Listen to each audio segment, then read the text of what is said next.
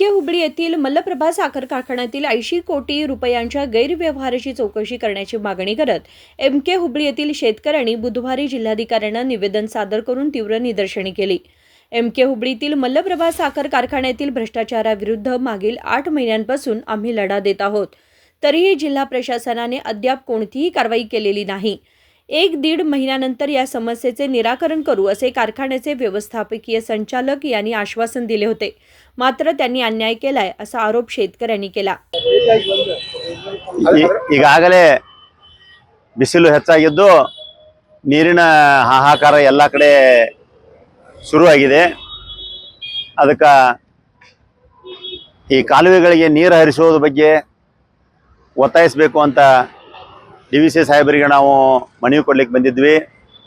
ಅದೇ ಪ್ರಕಾರ ಮಲಪ್ರಭಾ ಸಕ್ಕರೆ ಕಾರ್ಖಾನೆಯಲ್ಲಿ ಅವ್ಯವಹಾರ ಆಗಿರುವುದರ ಬಗ್ಗೆ ತನಿಖೆ ಬಹಳ ವಿಳಂಬ ಆಗ್ತಾ ಇದೆ। ಅದಕ್ಕೋಸ್ಕರ ನಾವು ಜಿಲ್ಲಾಧಿಕಾರಿ ಅವರಿಗೆ ಮನವಿ ಕೊಡಬೇಕಂತ ಬಂದಿದ್ದೀವಿ। ಅದಕ್ಕೆ ನಮ್ಮ ಈ ಹೋರಾಟಕ್ಕೆ ಕರ್ನಾಟಕದ ಎಲ್ಲ ಇಲಾಖೆಗಳು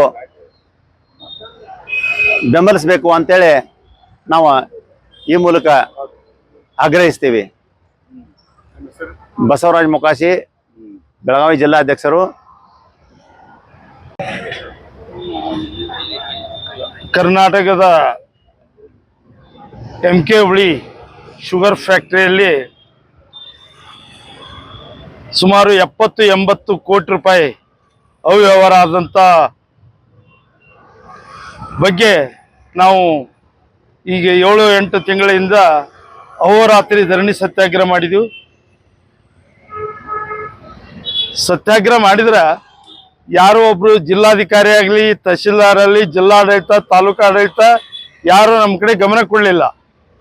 ಆಮೇಲೆ ಒಂದು ವಾರದ ನಂತರ ಅಹೋರಾತ್ರಿ ಧರಣಿ ಸತ್ಯಾಗ್ರಹ ನಂತರ ಫ್ಯಾಕ್ಟ್ರಿ ಮಹಾಸಭೆಯಲ್ಲಿ ಒಂದು ತೀರ್ಮಾನ ಮಾಡಿ ನಮಗೆ ಅದನ್ನ ಒಕ್ಕೂರಲಿಂದ ನಿಮಗೆ ಇದನ್ನ ಮಾಡಿ ಕೊಡ್ತೇವೆ ಅಂತೇಳಿ ಆಡಳಿತ ಕಮಿಟಿ ಅವರು ಬರೆದು ಕೊಟ್ಟರು, ಟರಾವ್ ಪಾಸ್ ಮಾಡಿ।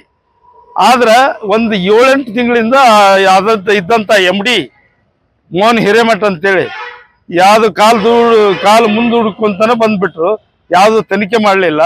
ಅದಕ್ಕಾಗಿ ನಾವು ಎಲ್ಲ ಒಕ್ಕೂಟದವರು, ಕರ್ನಾಟಕ ರಾಜ್ಯ ರೈತ ಸಂಘ ಮಹಾಸಂಘ ಒಕ್ಕೂಟದವರು ಎಲ್ಲ ಅಧಿಕಾರಿಗಳಿಗೆ, ಎಲ್ಲ ಮಂತ್ರಿಗಳಿಗೆ ನಿವೇದನೆ ಕೊಟ್ಟಿವು, ಆದರೂ ಯಾರೂ ಅದಕ್ಕೆ ಸ್ಪಂದಿಸಲಿಲ್ಲ।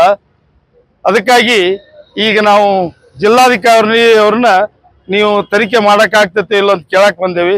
ಈಗ ಅದನ್ನ ಕೊಟ್ಟು ತೀರ್ಮಾನ ಮಾಡಿ ನಾವು ಉಗ್ರವಾದ ಹೋರಾಟ ಮಾಡಿ ಅದ್ರಾಗ ಜಯ ತಗೋತೇವೆ ಅಂತೇಳಿ ಒಂದು ವಿಶ್ವಾಸದಿಂದ ಮಾತಾಡ್ತೇವೆ। ಭೀರಪ್ಪ ದೇಶನೂರ್। या आंदोलनात भीरप्पा देशनूर, बसवराज मोकाशी, संगीता यासह अनेक शेतकरी उपस्थित होते। विनोद कोलकार, KMM मराठी, बेळगाव।